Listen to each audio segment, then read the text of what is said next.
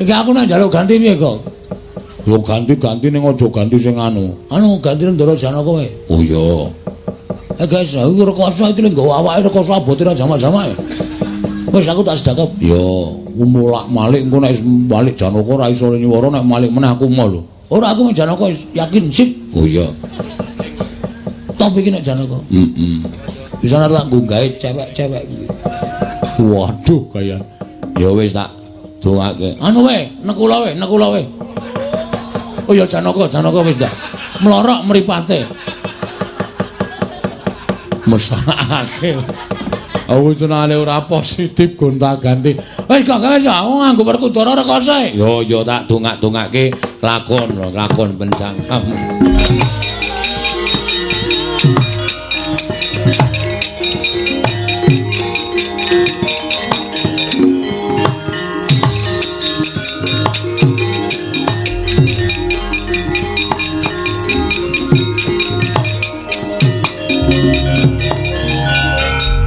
Wis malik toga wis lam berjiwatan boyo mira boyo ingsun sun permak kathoke jin. Kowe iki dadi apa-apa ora wangun ya, Gong. Wis ngono kuwi wae. Togok pripun Ndara? Nah, linggung ngisor Togok. Aku bendaramu. Walah gawe aku yo ngrekasake. Ora sangger sura tak catut cangkem. Janaka kok nggo catut iki cara ngendi? Kiai Catut Pambelah Jagat. Pusakaning Raden Janaka Togok. Nggih, pun kek minggat teng kayangan. Adi kula Semar dislametke. Ya Togok. Pamujimu tak jaluk. Aku njaluk kanggo syarat munggah kayangan slamet ana ingkang kudu dadi tumbal. Sinten kae borok mburi kae. Mbok lunga. Selakajen ket mau men. Bagong iki kirik tenan kok. Makne gre diborak-borokke. Aku budal munggah marang kayangan Togok. Sing ati-ati ampun kados lari alit kula dongak-dongake kasembatan penjangkane. Iya Togok minggiro. Aku arep joget. Oh nggih. Kakang Semar aja kuwatir aku ingkang bakal sumusul marang sira Kakang Semar. Tak slametke Kakang. Yen Kakang wis ketaton, Kakang wis rumangsa duwe tatu sarta wis kedrawasan, aja kuwatir. Mengko tak gawake oksigen supaya Kakang Semar tetep urip ana ing Madyapada. Kakang Semar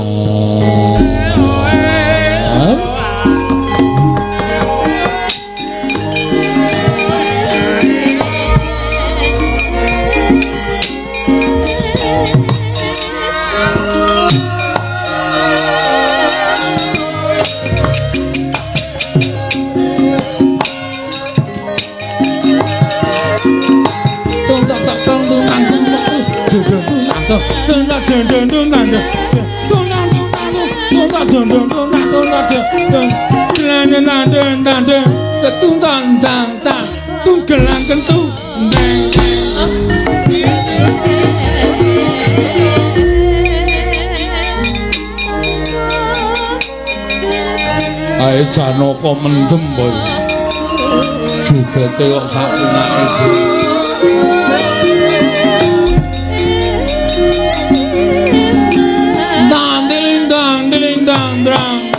Gelang suku, luntas suku.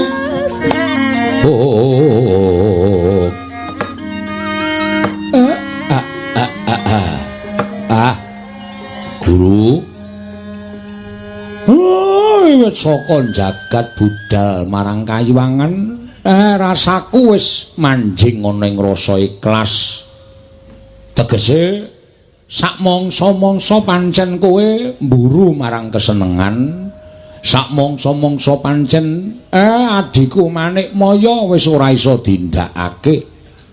Nggonmu duwe rasa gedeng keburu sengit karo Semar nganti mentala arep midana kelawan Semar. Tak ikhlasake aku ora apa-apa. Ning kaya ngarep aku saguh nyembah karo Bathara Guru sing angka loro yen sakwise aku nglakoni aku njaluk kowe utusan karo sawijining dewa anakmu supaya mudhun ana ing pringapus papan pernaya anakku Bagong maringna pelem pertangga jiwa jambu dipa nirmala men supaya kasembadan penjangkane anakku. Tiwas tak rewangi totoh kaya ngene ning nek kowe ora maringi apa sing dikarepke Bagong lah aku ya ora lila. Mula sing sak traju sing sak bobot nadyan sak temene bobote ora padha ning tumrap kowe yen toto anggap bobote padha antaraning Semar lan woh pertangga jiwa lan dipa nirmala aku ora apa-apa. Dasare aku ya wis kewowogen urip eneng jagat. Aku wis kewaregen nyawang marang polah tingkahe menungsa ingkang wis pancen wegah nampa wewarah nampik pitutur becik. Kakang Semar, piye? Nuwun sewu. Jebul sasampunipun kula prapta wonten ing Balimarti Kundamanik. Ketingalipun wonten daya ingkang amalik dhateng pemanggih kula Kakang. Penemu sing piye? Ingkang sekawit kula menika tansah gedheng kaliyan Kakang Semar. Krana rumaos kula satunggiling titah ingkang boten nggadhahi tata krama kaliyan nalindraning para dewa menika namung Kakang Semar. Nanging sareng dumugi wonten ing Datulaya utawi Balimarti Kundamanik tumuli tuwuh raos tresna asih kelawan Kakang Badranaya. Mila sarawuhipun Kakang Semar wonten ing Kayiwangan boten badhe kula patrapi paukuman. Nanging malah kula rengkuh kados dene nalika kula lan Kakang Badranaya inggih Kakang Ismaya tansih sami-sami gesang wonten ing Kayiwangan Kakang. Kuwi tenan apa piye? Lair batos monggo kula aturi amriksani dhateng manahipun ing ngrayipun Manikmaya mboten wonten ceceking raos kula nggadhahi raos gedhing keburu sengit kaliyan Kakang Badranaya. Syukur. Ngono dewa ngelingake marang kowe Manikmaya syukur Gusti wis maringi pepadhang kelawan atimu ingkang sekawit katon peteng ingkang sekawit katon nglamuk ning bareng tekan kene kowe duwe penemu sing kaya ngono. Syukur lah terus apa pancen kowe ya arep maringake apa sing dijaluk dening Bagong menika atmajanipun Kakang Ismaya. Ateges menika tasih kula warga kula piyambak. Ateges menika ugi tasih atmaja kula piyambak. Destun menapa menawi kula mboten maringaken pelemretangga jiwa jambu dipa nirmala ingkang saknyata kathah thukulipun wonten ing Kayiwangan menawi Bagong namung betahaken setunggal pelemretangga jiwa lan setunggal jambu dipa nirmala kula kinten mboten ngelongi dhateng menapa-menapa ingkang mapan wonten ing Kayiwangan Kakang.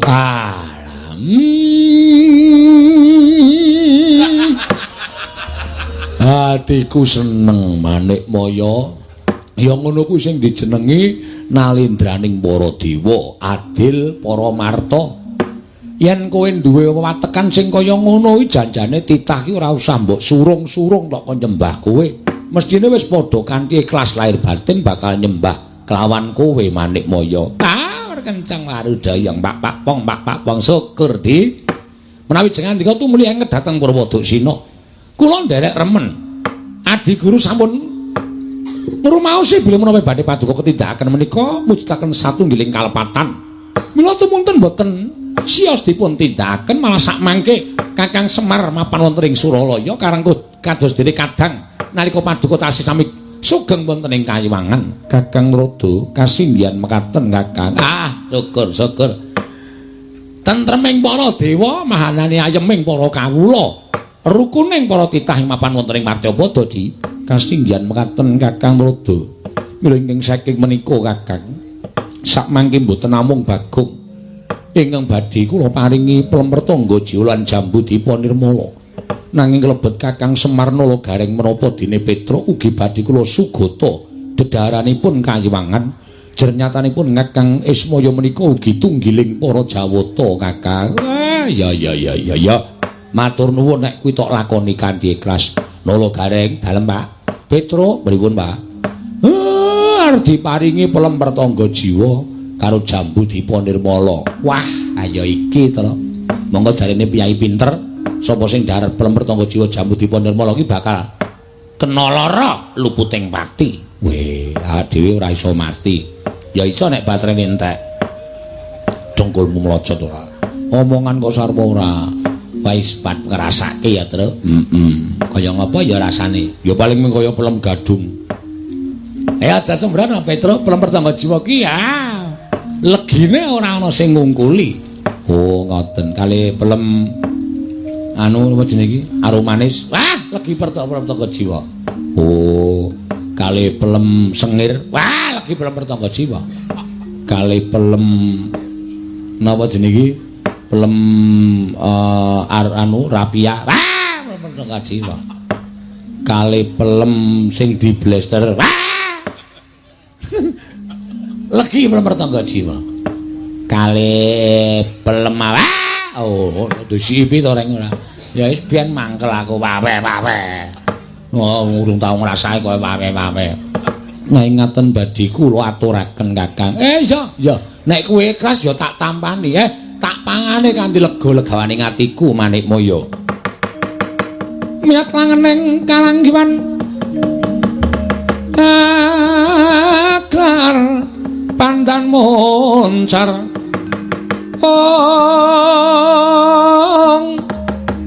tinon ler kakonang surem sorotetan badang kasor lan bacaring purnameng kekono dasari mongso katiga Indra ulun jaluk plemertangga jiwa jambu dipa nirmala ingga sulun cawisake kanggo Kakang Semar lan saat majane boyongan mrene Indra niki istaken dawuh paduka Hyang Adi Pukulung lang-lang ing driya mangungkong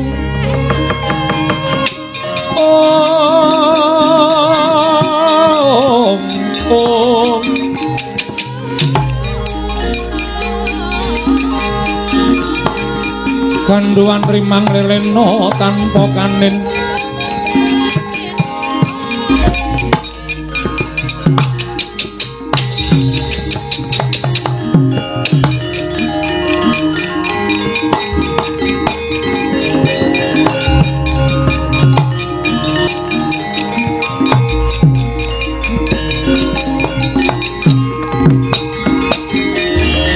Smarekaten prayitna semuri resiko balik titiyani gandayani trisanya purnama sasi ing menika Kakang sawetawis plemertangga jiwa lan jambu dipa nirmala monggo kula aturi ngarahapi Kakang Semar.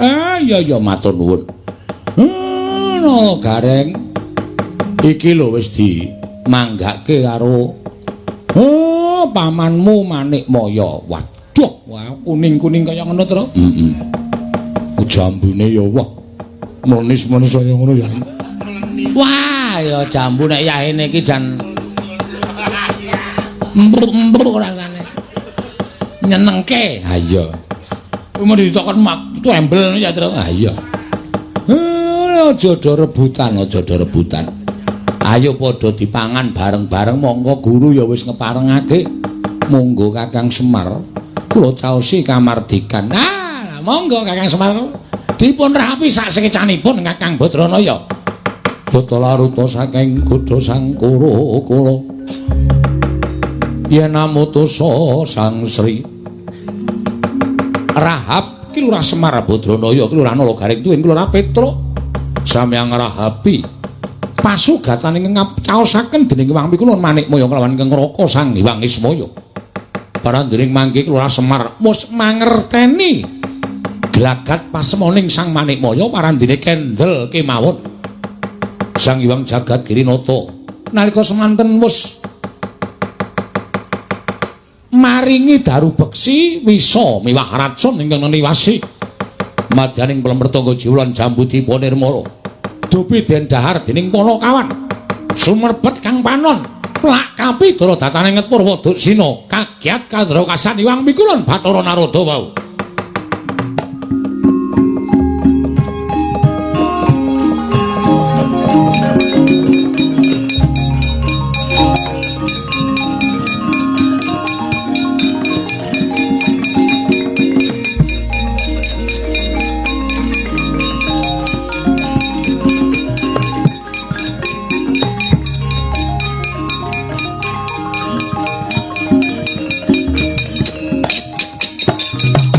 Yo.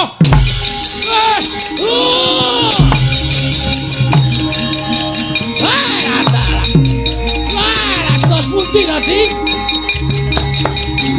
Wah.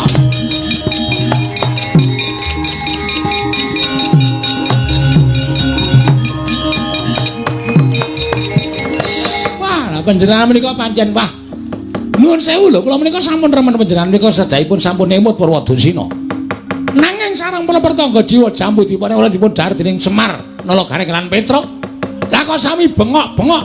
Tumunten sami katriwandan boten eling Purwadasina. Aduh nyuwun sewu lho, nuwun sewu.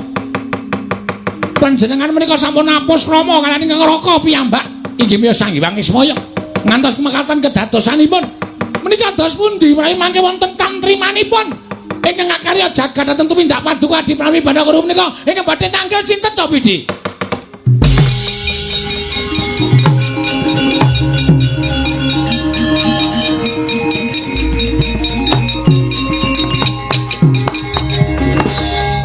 Kakang Narada, prawi niat kula pancen mekaten.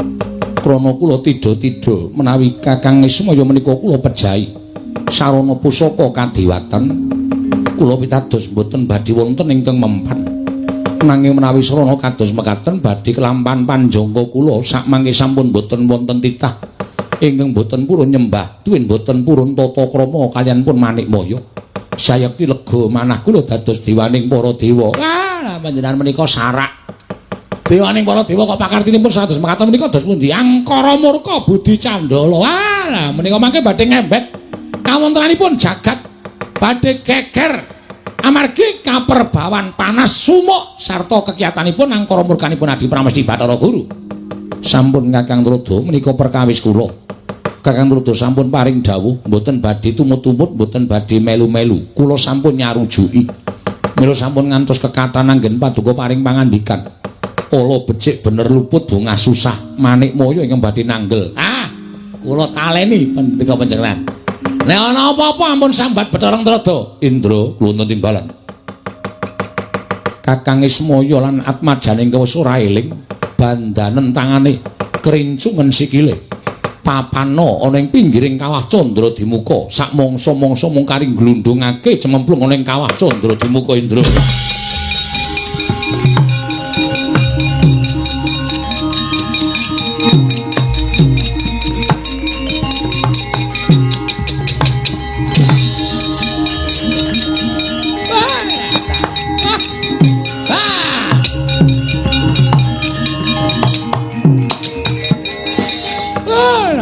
Giris ati kula. Nyumuri pelampahan kados mekaten menika kok melang-melang kaya ninggal jejabang wonten tepining Balumbak. Panjenengan sampun nindakaken suwiji-wiji ingkang ngregeti dhateng kasucen kayiwangan. Panjenengan sampun nindakaken suwiji-wiji ingkang damel kucem asmanipun Adi Pramesti Bathara Guru ning panjenengan boten kraos. Namung mbulu dhateng pepinginan ingkang nyatanipun menika mangke badhe damel srana anggen paduka badhe kejlungup wonten juranging kasangsaran lan kewirangan. Inggih, badhe kula tanggel. Panjenengan angel dikandhani kok. Lah pripun tadi dados mekaten menika kawontenanipun? Upami dinten menika mboten wonten ing ngemalsaken dhateng Kakang Semar ning hukum karma menika tumindak lho, badhe kula tanggel. Waduh dan tobat-tobat. Apa-apa kok didodo, apa-apa kok didodo. Monggo durung karuan wis kelakon. Lelakone kelakon ana. imbal balike panjenengan boten saged dodo dhateng kawontenan. Wis sampun kula boten tumut-tumut.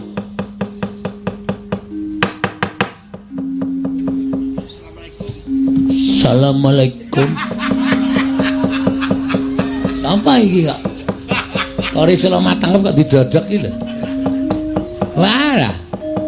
Pukulun. Kula ingkang abdi pun satriya ing Madangkara.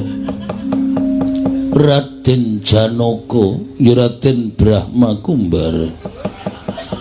Kula ingkang sowan ngabiyantara Pukulun. Nalikane raeng dalu wong agung mangsanya mati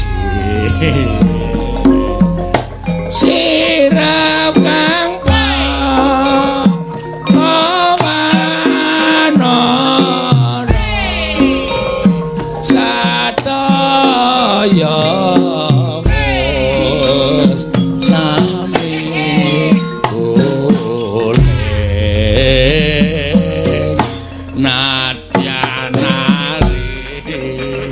Sutar sono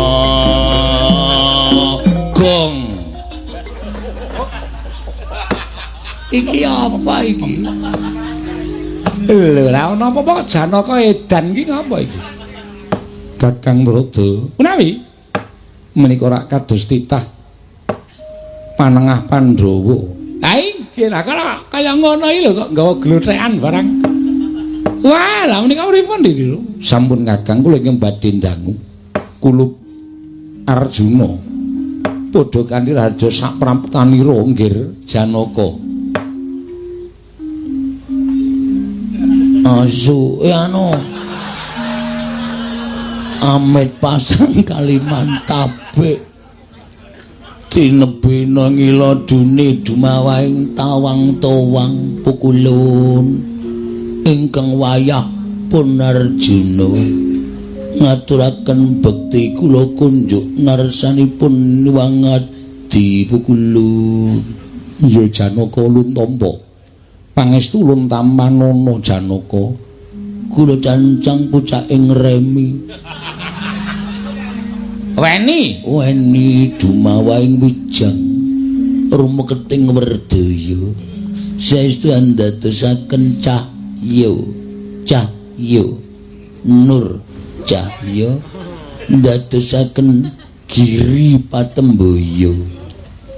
Ya Arjuna, Giri Patembayane sapa?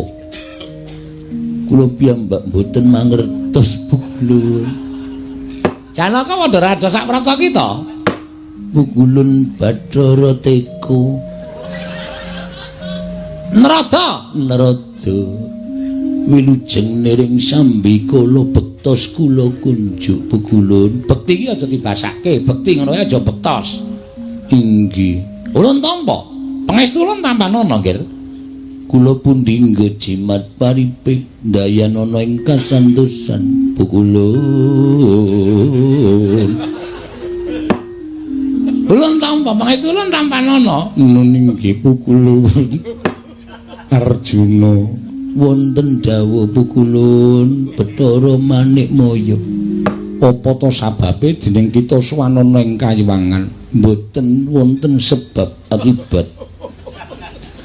Ingkang jalari kula sowan wonten ing kayiwangan namung nampi pelaporanipun saking sekretaris desa. Menawi Kakang Semar lan sedaya para putra-putranipun menapa pasang Giri kalersan kaboyong wonten ing kayiwangan Pukulun. Iya Arjuna, apan kepara nyata lamun Kakang Semar ndak boyong marang kayiwangan menawi dipun keparengaken kula badhe nyuwun arta nyuwun priksa Pukulun. Kenging menapa Kakang Semar dipun boyong wonten ing kayiwangan? Kenging Amarga ana bab ingkang bakal ulun tibakake kelawan Kakang Semar. Menika ateges menapa satunggiling prahara utawi perkawis pidana pasal 323 ingkang dipun lampahi dening Kakang Semar menapa kedah nglampahi kalih dasa wulan 26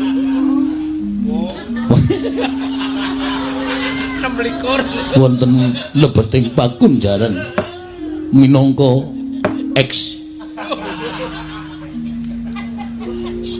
narapidana kanthi kasus penusukan. Iki kok sajae kaya udu Janaka iki. Janaka omongane kok ting pletot ora karo-karane sak penake dhewe iki. Menapa inggih mekaten pukulun Arjuna wonten dawuh Arguru. Kakang Semar ulun piji mangarsama sabab bakal ulun patrapi pidana. Pidana menapa ing badhe kapatrapek ketek dhateng kekecepet kula. Ora luwih kejaba mung pidana pati. Sabab Kakang Ismaya ora nate nyembah kalawan Bathara Guru, mongko ulun nalindraning para dewa. Ora pantes urip ana ing alam padhang. Kakang Semar kudu tekaning pati sabab wis ngasorake derajating Bathara Guru Janaka. Mulat mara Sangkarjana semunya kang kamanungsan kasrepan tingkah ing mungsuh boten nginten babar pisan menawi paduka pukulun kados mekaten lampanipun Janaka kuwalik raine nang kene ora raine nang kono. Wah dumeh rambute dawa digebeske pukulun menawi ditelo mekaten kula mboten narimakaken menapa ingkang dumados kaliyan Kakang Semar inggih Kakang Nayantaka inggih Kakang Sarunsari Budana nangono juru Dyah Punta Prasanta inggih Sang Bojogati inggih Bojokrama. Kula mboten narimakaken pukulun, kula mboten trima menawi paduka pukulun mboten menapa menika mangsulaken Kakang Semar wonten ngarsanipun ingkang wayahipun Raden Janaka. Rawe-rawe kula rantas malang-malang badhe kula putung Arjuna. Wonten dawuh. Yen ngono kita wani kalian panjenengan ulun. Mboten ateges kula badhe wantun lan panjenengan pukulun namung pakartinipun pukulun ingkang sampun nalisir saking angger-anggering kautaman mingguk saking dedalan. Kula mboten narimakaken. Bener Janaka nek tok wane niku sak pinake dhewe ora. Yen ngono kita wani kelawan panjenengan ulun bakal ulun katutake dosane. Pukulun wonten tembungan dudut ngatur sulung luntung niki. Menawi panjenengan badhe ngatutaken menapa ing sampun badhe kula mboten idri kan panjenengan pukulun guntur geni guntur angin sirnakna Janaka.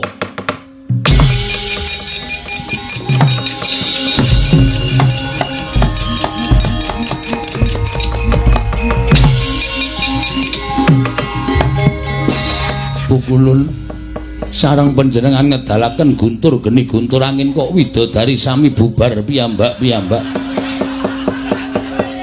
Menika badhe wonten pundi pukulun? Widodari ki nek yaene do kepuyuh. Lilanono kula nderek. Ora kena kok melu yar ngopo? Pukulun sampun dangu kula mboten sumerep.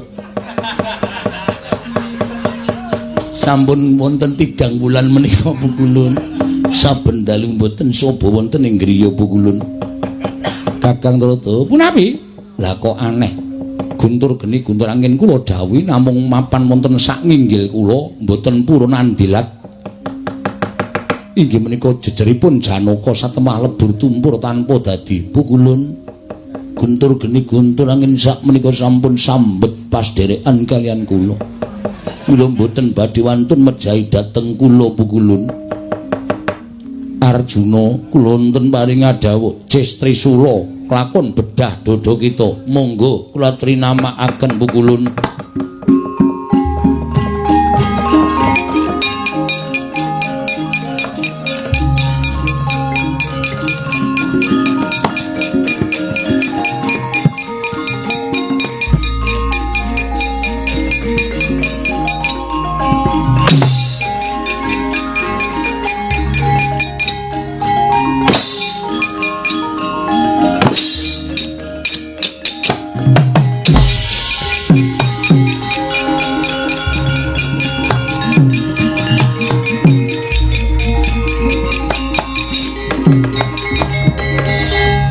Kakang Rada. Menapa inggih menika badhe numusi panjenenganipun Kakang Kanika putra. Pripun? Jestri Sula mboten tumama, Janaka malah ketingal mesam-mesem kados mekaten. Wah, lah kok elok bocah iki lha kok dadi kaya ngono kekuatane. Pukulun panjenengan dawuhaken menapa menika namanipun Jestri Sula. Jestri Sula kula mboten kraos Pukulun.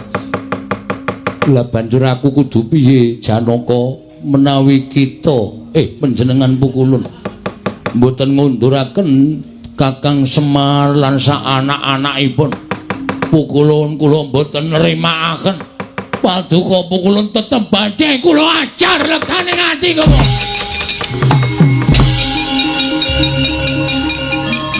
Apa kowe ora kaya? Pukulun Bathara Narada panjenengan kula katutake Kose. Kose to aku ki ra melu apa-apa. Aku ki malah mau ngelekke Bathara Guru aja tumindak kaya ngono ning wis dipaido. Wis ora kena tak elekake. Aku ki dadi ra melu-melu. Mboten tumut-tumut. Ora. Oh inggih sampun Pukulun. Kula nyuwun pangapunten Pukulun. Ya ora dadi apa. Pukulun betoses. Lho. Dewa kok jaluki rokok iki dewa ki ora udut. Dewa ki memang jambu dewa Dewala, pelemper tangga jiwa ora udut. Mboten ses. Ora. Bringosen kok ora udut. Apa kuwi? Wong lanang apa? Wah, lah trondolo ki ora. Ora jane kowe nyuwara. Pukulun. Coba, kowe nyuwara aja gede-gede, ning kaya swara biasane. Pukulun. Pukulun. Ah, candak kowe.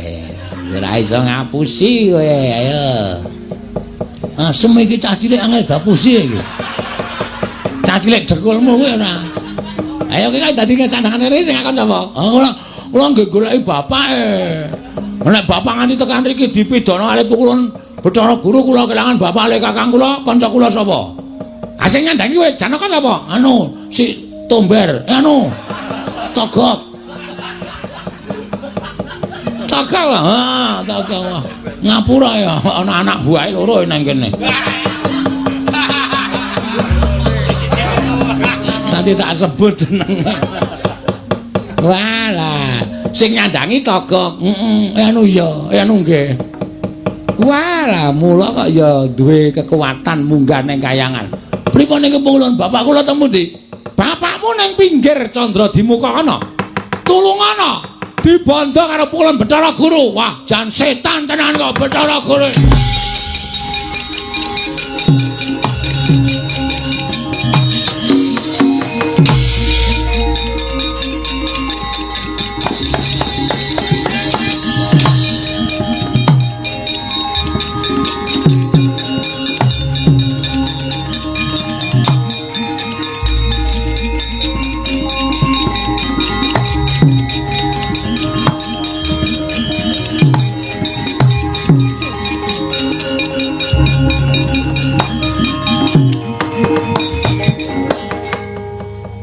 Kakang Semar. Dus ndara kula ndara Janaka Den. Sampeyan kok nyusul mriki? Nggih, Kakang. Merga rasa tresnaku karo kowe Kakang, aku entuk sasmita metu medal aku entuk sasmita metu dalaning Impen surat kabar yen Kakang Semar dicekel keamanan kayangan saiki mapan ana ing pinggiring kawat Candra Dimuka. Kakang kowe dibondo karo Bathara Guru. Nggih. Ndara Nala Gareng Dalem Den. kaya dibondo. Nggih, kaya kirik. Petro kowe ya dibondo. Nggih, Ndara. Padha tak uculi. Muga-muga kasembadan penjangkaku ngunculi Kakang Semar, Nala Gareng lan Petro kanthi kinurmatan kelinci ucul.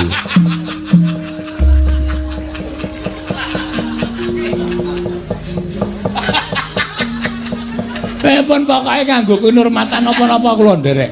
Waton kula duculi.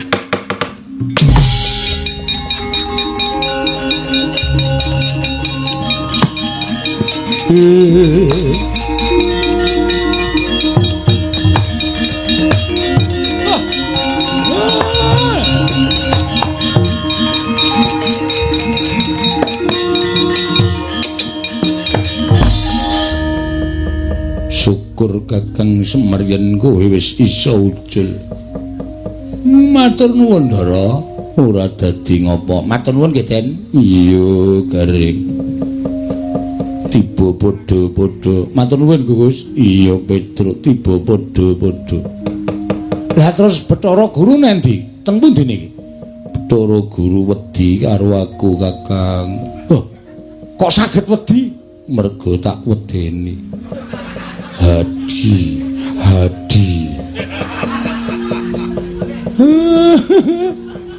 Iki kok kaya ora kaya biasane to, Garing. Sik. Lah, periksane. Ndara Dalem anu opo Garing? Waduh, Ndara Jana. Malem Kemis digeret Larasati. Malem Jemuah digeret Manuhara. Malem Setu digeret Sembadra. Malem Minggu digeret karo si Dersanala. Nggih. Minggu sore suntik. Truk sapa truk? Kaya bedhek-bedhekan aku ngerti wae ya.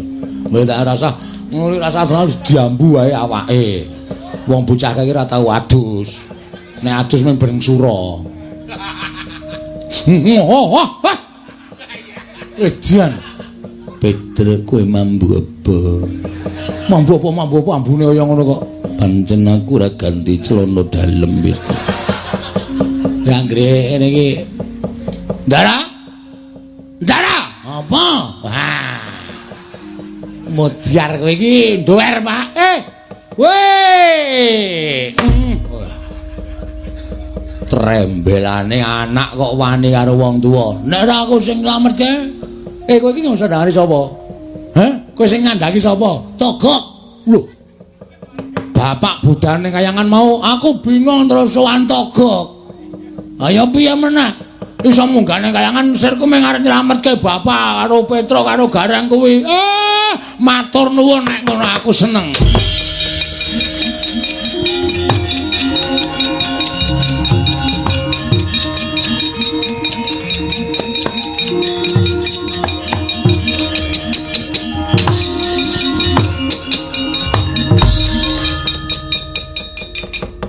Janaka kowe aja mudhun ning jagat. Keparingipun Iwang Pikulun kura-kura ninja kados pundi. Ngawur banget. Pulun rada dundang kura-kura ninja. Ora penak wae lho le omong iki. Kowe lungguh nang Sela Kandawaru Binangun. Hah? Lungguh ning Dampar Kayangan. Lah terus mangke Pikulun Bathara Guru menawi marah. Iwang Pikulun maneh kaya ki nek cedhak ana ing jagat kae mergo wis kerepotan, ka iso mikir, ka iso bingung penggalihe. Tumuli mengko mesti nyuwun tulung karo titah. Lah sing dijujuk ora ana liya kejemu mung Pandhawa. Pandhawa engko munggane kayangan karo Iwang Pikulun Bathara Guru, nek kayangan ana sing lungguh dampar, matek. Wis ora arep piye-piye. Bener tumraping Kakang Trada. Kok Kakang Pikulun Trada nanging bahaya tumrap kula. Kok bahaya? Menawi Pandhawa minggah wonten ing Kayiwangan ateges wonten Raden Janaka. Menawi ngertos kula wonten mriku Raden Janaka beto jemparing kula dipanah. Sampeyan seneng nek kula bolong awake. Bener iki. Aja wedi mengko aku sing ngampi-ngampi karo kowe, wis rasa sumelang. Ngono. Nek Janaka nibake panah karo kowe mesti ora bakal tumomo wong kowe iki lagi kesinungan kadigdayan kaya ngono, Bagong. Oh, jangan sekali-sekali mengatakan nama Bagong. Siapa itu Bagong? Saya tidak kenal. Di sini yang ada Raden Gatotkaca. Kleru. Sapa Janaka. Wah, ketoke wis walus slip. Wis halus wae kleru. Aja kuwatir ayo Janaka. Monggo Kakang rada kula dherekaken kecilian ketara suarane. Rada gedhe. Monggo Kakang rada kula dherek. Ngono kuwi rada wangun. Ayo.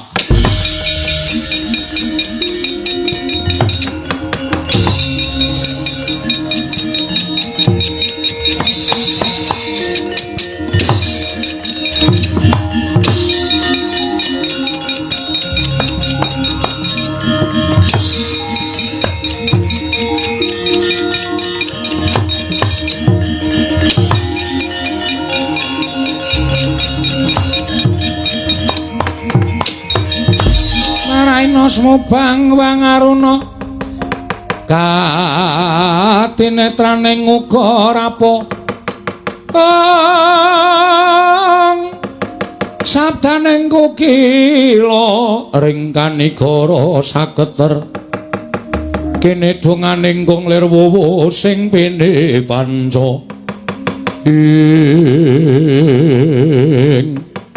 ora ta kaya lampahing risang Arjuna miwah nata ing Ndarawati tuwin satria nunggul pawenang nalika semanten ing Ciptawarsa tetinjo sanggaring para Panakawan ingkang boten nate sowan wonten negari Ngamarta.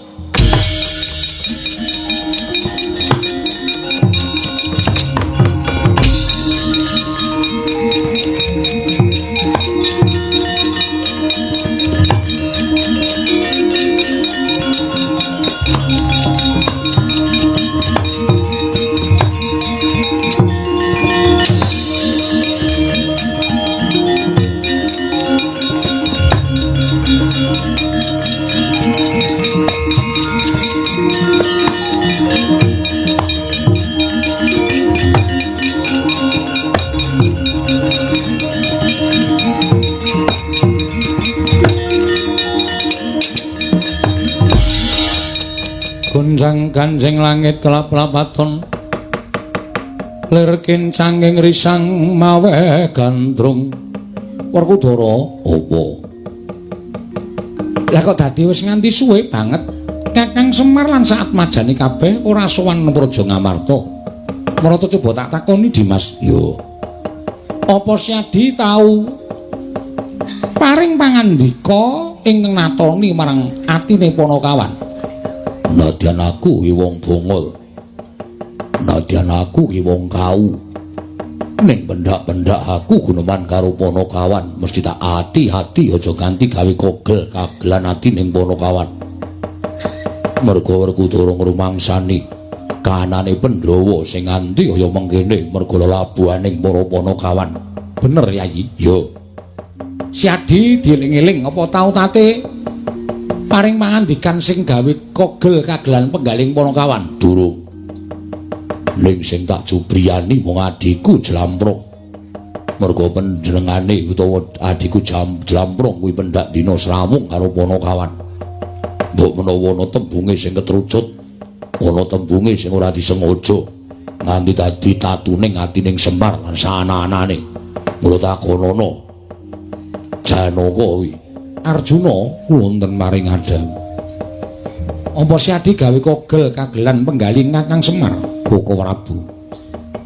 Kados menawi dipun ngandikaken Kakang Mas Werkudara sak saged-saged kula mboten badhe tumindak. Ing mboten sak mestinipun kaliyan para Panakawan.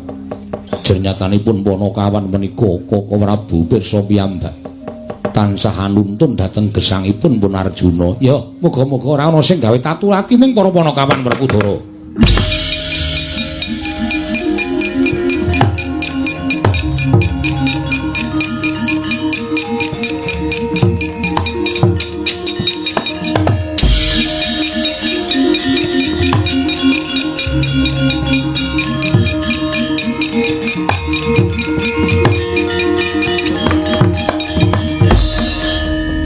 Kulon kula ngaturaken bekti. Ya Kresna Luntama. Guru hakeku aku ngaturke bekti. Ya Werkudara ndak tampa. Kulon kula ngaturaken bekti. Arjuna. Ora kaya kadang kita kekarone ngaturke bekti kelawan panjenengan ulun tak tampa. Nanging ora kaya jeneng kita Janaka kebangetan. Nggon kita ngorek-orek marang pasuryaning para dewa. Apa bakal niat ngasahke kaprawiran? Apa bakal niat ngiyas sarta ngilani marang Bathara Guru? Teka nalika semana kowe sowan ana ing Kayiwangan wis gawe wiranging Manikmaya. Dina samengko ndhisiki laku lawan Manikmaya. Prapta ana ing kene. Apa isih kurang nggonmu gawe banger bacing asmaning kadewatan? Apa isih kurang nggonmu ngina marang para Jawata Janaka?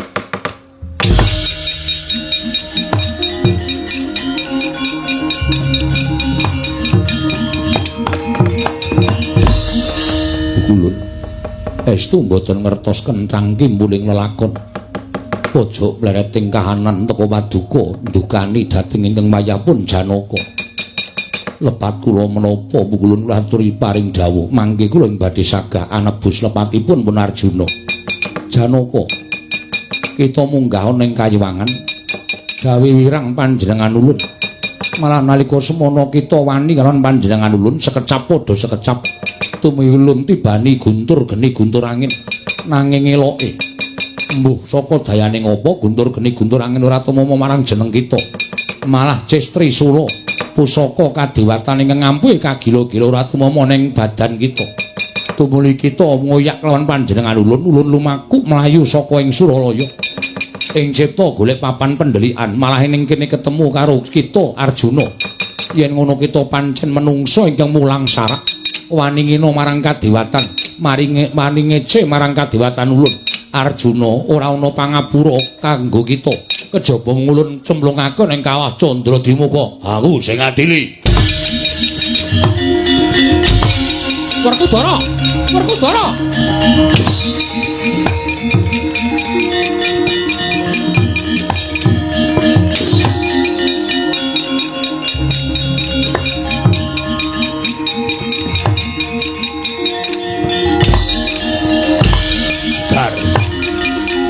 Mas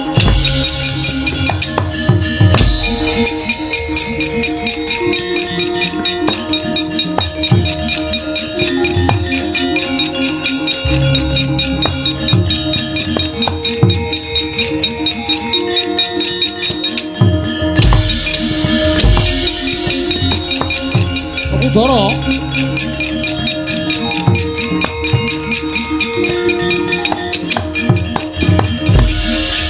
Kosek to ya, aja kesusu to. Sing jeneng wong tuwa ki tumindak mau nganggo petung ora sak penake dhewe.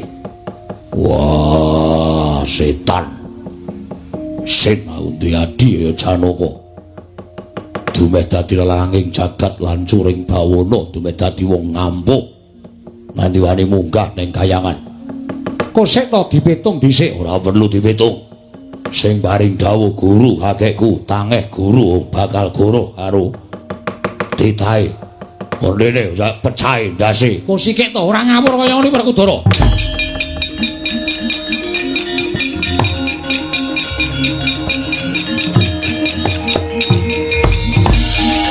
Kulon sewu Bu Kulon sampun ngantos menika mangke damel derdah antawisipun Werkudara lan Janaka Kulon kala wau paring dawuh menawi Janaka minggah wonten ing Kayiwangan menika leres. Iya. Nyata blegere Arjuna. Mongko nyatanipun kula nuwun sewu, Janaka menika mboten ate pisah kaliyan Kresna. Wiwit kala wau bidhal saking negari Ngamarta kula menika sareng ngadang kula pun panengah. Nanging nyatane ana ing Kayiwangan ana wujud Janaka. Nanging ngaten sakmenika ngaten mawon. Monggo dipun buktekaken. Pukulan maturi nganti ingkang wayah ketiga dateng Kayiwangan. Ayo yen kita ora percaya karo panjenengan Kresna.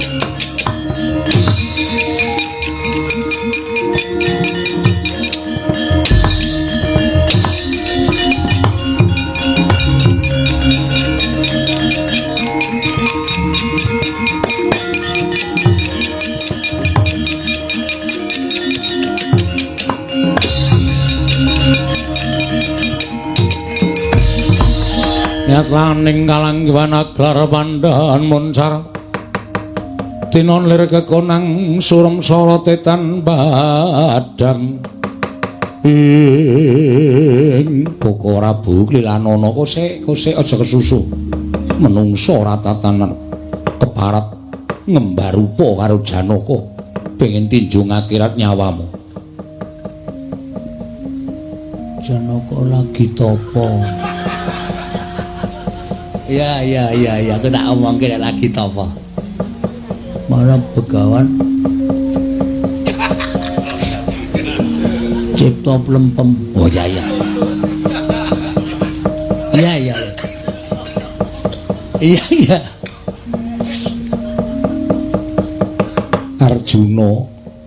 Arjuna Jugara nggon kita tapa Janaka. Kuwi lha dalah tapa barang to Werkudara. Wah, sapa kuwi? Cengengesan. Lah kowe apa ora ngerti ya? Ora. Sawangan nganggo permana jati ya kuwi sapa ngono lho. Nun sewu ngantos kados mekaten lampanipun kuwi kados pundi Bu Ulun? Panjenengan kedahipun nglenggono dhateng lampahan ing sampun panjenengan lampahi nek nganti kayangan nggo jajakan tiang-tiang menika mestinipun pukulun menika nggadahi kalepatan. Mestinipun lho kula mboten nuduh dhateng Paduka Hyang Pukulun Jatimurti.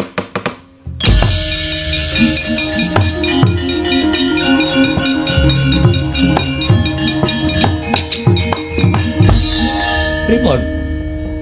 Menapa tasih badhe niat nggadahi pakarti mboten sae? Pripun kula tanyuwun prisa? Lah kene iki mek muncul Janaka ya kocar-kacir dina sapa-sapa pateni, sapa-sapa pateni. Panjenengan menika dewaning para dewa lho dipramesti. Panjenengan menika datu mindak ingkang sae. Supados dados patuladan para titah ing gumelar wonten ing jagat. Lah wong ora luput, Semar ora kleru, Gareng ora kleru, Petruk ora kleru kok dibondo diracun. Nek mboten Janaka menika ingkang milujengaken Semar kalian Petruk kalian Gareng, kayangan saya geger tinimbangane geger sak menika. Pukulun Bathara Narada kula menika Janaka. Ya kok sik, kowe sabar sik, aja kuwatir. Ning sing tak anggap Janaka iki dhisik, mengko kowe gampang. Nggih. Koko Prabu wis manuta. Nggih, ngestakaken dawuh. Edianten. Koko Prabu menapa kepareng kula jemparing saking mriki. Kosek to aja tok panah. Kontal tenan kae. Kosek Janaka kosek iki ora ngene iki ndak ora rampung-rampung. Ngaten? Namung malah kula saya wireng, kula menika saya gedun. Teka Janaka kok saged menang kaliyan kula menika panjalmanipun sinten? Menika Janaka kula beto saking jagat minggah wonten ing kayangan. Lah, wong ki nek angkara murka pakartine mula paningali peteng. Wong ki nek tumindake elek ora iso nggunakake netra batin. Ming peteng dedet limengan merga ora iso wening atine, ngoten. Sampeyan dienggo dolanan karo titah ya ora krasa. Ya mung merga titah menika pancen lagi winawong dening dewane. Dibantu karo dewane. Ngoten? Nggih, Kakang. Badhe ngresa? Badhe ngertos? Kula badhe ngertos. Teka Arjuna ingkang wonten pingking panjenengan menika kenging guntur geni guntur angin mboten menapa-menapa. Kenging pusaka Cestrisula mboten menapa-menapa. Sinten ingkang ngemong dhateng Janaka menika? Wong ki nek peteng ora iso nyawang. Lha trimesane iki.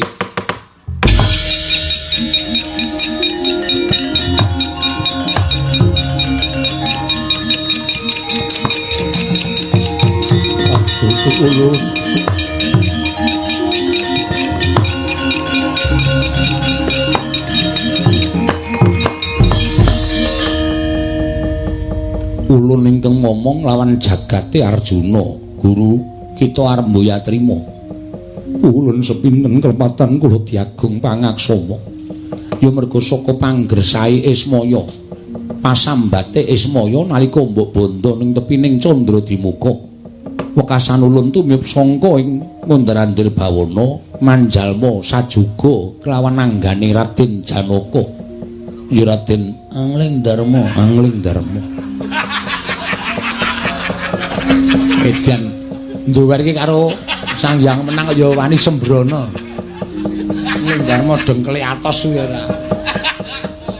Nggih Bu kulun nandhang kalepatan. Ismaya gumelar ana ing jagat sayekti musti nitah dening purbaning Wang Mahanasa minangka dadi pamomong. Manikmaya marata gaki saiki petungen kaya ngapa rekasane Badranaya, kaya ngapa rekasane Semar. Ing mestine urip ana ing kayiwangan kudu manjalma urip dadi titah, mongko mung tukang pamomong, mongko mung panakawan. Apa kita kepengin ngrasake dadi kaya Semar? Yen ngono ulun ningkeng bakal malik jagat. Ismaya dadi Jawata, Manikmaya dadi titah. Mboten pukulun mboten. Kula sampun dodo ing kalepatan. Mula aja gampang lupute kelawan Semar. Semar kaparingan panguwasa, ora wenang nyembah kelawan Bathara Guru, ora wenang tata krama kelawan Bathara Guru. Kuwi wis sak mestine. Aja rumangsa dadi dewa. Nalendraning para dewa terus kumawasa sapa-sapa kudu nyembah nanging ana pitunganing Wang Mahanasa ingkang ora diwenangake nyembah kelawan jeneng kita. Inggih pukulun sepisan jiki ulun pangapura angka loro kita mbaleni keluputan aja takon dosa. Ulun pribadi ingkang bakal maringi pangkuman kelawan jeneng kita Manikmaya. Inggih pukulun nyuwun pangapunten dene kapindho kita kudu maringake pelem pertangga jiwa lan jabu dipun nirmala. Gangsal 12 kilo. 15 kilo Bathara Guru. Edian. Nembung pelem kok 15 kilo ya. Tekor bakule ora. Wah wis. Yen kita ora maringake aja takon dosa. Ulun ingkang bakal matrapi pidana kelawan jeneng kita. Nggih pukulun. Sewu-sewu kalepatanipun ingkang abdi tadah wadana kula nyuwun pangapunten ing sakalangkung kathah pukulun mboya dadi ngapa wis ngono Manikmaya ulun kundur makayangan ingkang sabanjure apa ingkang bakal kita tindakake kita maringi pelem pertangga jiwa nanging uga kita ndak jaluk nyuwun ngapura karo Bagong pukulun kula jejering Jawata apa ngatasi dewa duwe keluputan ora gelem nyuwun ngapura karo titah luwih dhuwur derajate luwih jembar kesabaran yen to ana dewa ingkang nyuwun ngapura kalawan titah yen to pancen dewane luput. Inggih pukulun ngestakaken dawuh wis ngono wae Bathara Guru ulun kundur makayangan pukulun menapa mboten manjing wonten angganipun ingkang abdi malih. Wis cukup tekam semene. Aduh pukulun bakal hancur saya pukulun. Mboten wonten kekuatan ingkang ngayomi dhateng kula pukulun. Surem-surem Tiwangkara kinten. Modyar kacate. Ora diayomi karo pukulun Bathara Wenang wis ora bakal duwe kadigdayan deplok karo Ndara Janaka. Pukulun kula aturi paring dawuhan Raden Janaka sampun ngantos mulasara kaliyan kula. Arjuna wonten paring adan. Aja pisan-pisan gendak sikara kelawan Arjuna ingkang iki. Inggih. Iki mung saderma nglakoni wonten ingkang nyipta ya kuwi wayah ulun Catugara ya Teja Mantri. Ngestakaken dawuh. Badhe kula estakaken dawuh paduka Hyang Adi pukulun. Pukulun ingkang inggil menika mencereng terus mripaten. Nuwun tulung pukulun. Werkudara. Nggih. Aja nganti milara karo Arjuna iki ya, Nggir. Yo. Wah, setan. Pukulun panjenengan dipun sebut setan. Ora. Jan ngerol tenan. Saka ngarep tekan rampung kok ora ana ora tanpa Bagong terus tekan meh bubar kaya ngene iki. Wis ulun kundur makayangan. Pukulun. Iya, mangke mawon pukulun. Menika tasih wonten soto pukulun. Ulun mboya doyan soto. Pukulun mlayu ngertos napa bedanipun soto kalih Siti pukulun. Bagong aja kurang ajar. Ulun ngerti bedane mergo ulun dewa. Iki pancen setan tenan iki. Iki sapa-sapa jago-jak kaya gelem kabeh ngono lho. Wah, wong kok dugal kuarasane kaya ngene. Ulun kundur makayangan.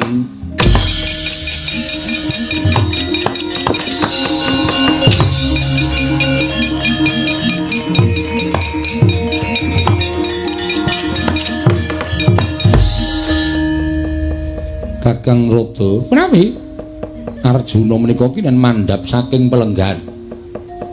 Medon sekali kali medon iki karo dengganmu. Lam-lam perjiwatan. Baya mirah baya ingsun. Sun permak dadi ndika. Sing arep dipermak ki apane?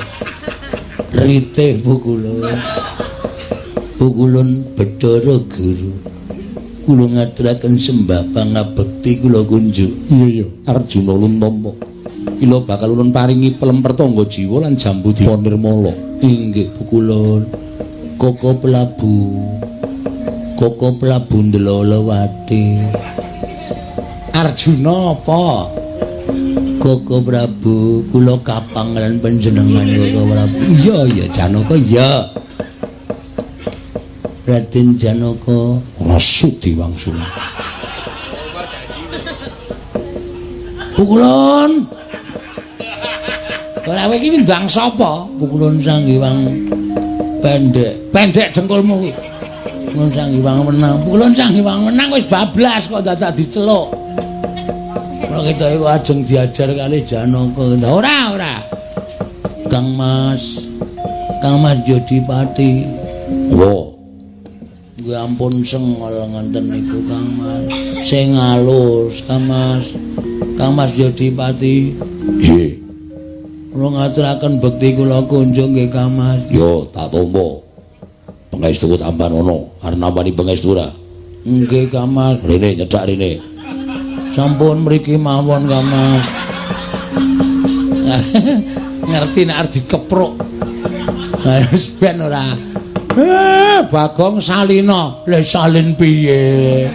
Wong aku mau ya mung digawe karo togok tenan tak catut cangkeme tenan. Lah sapa-sapa arep dicatut cangkeme. Maraya aku ora iso salin. Ulun puja bali kaya wingi une kowe Bagong.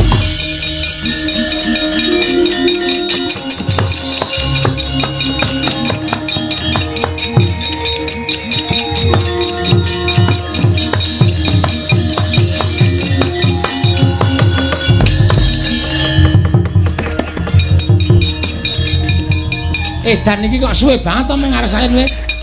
Wah, sajake wulet tenan. Togok le gawe jan tenanan iki. Nganti angel disalini. Ayo kesalin ora kaya bocah sini.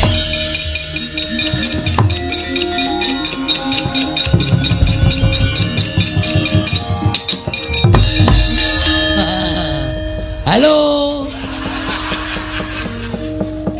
Ngandel ora. Nek mau tok panah ra kowe getun to. Setan. Ngapunten ya, Dara. Soleh ora dibaleni. Malah guyu e. Oh iki marai mangkel ning yo marai guyu. Bingung aku. Kok dikathok kaya ngono.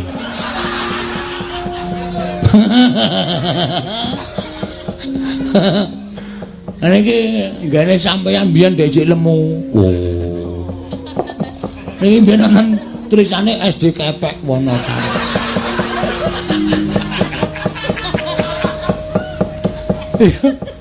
Aku gumen lho bocah siji kok ora kaya Gareng ora kaya Petruk jan. Rumangsaku ki jane kepiye to? Bagongan Tampanono plem pertangga jiwa jambu dipa nirmala kinarya syarat srana pambanguning desamu. 15 kilo lho. Iya. Lah mesra tekan 15 kilo barang.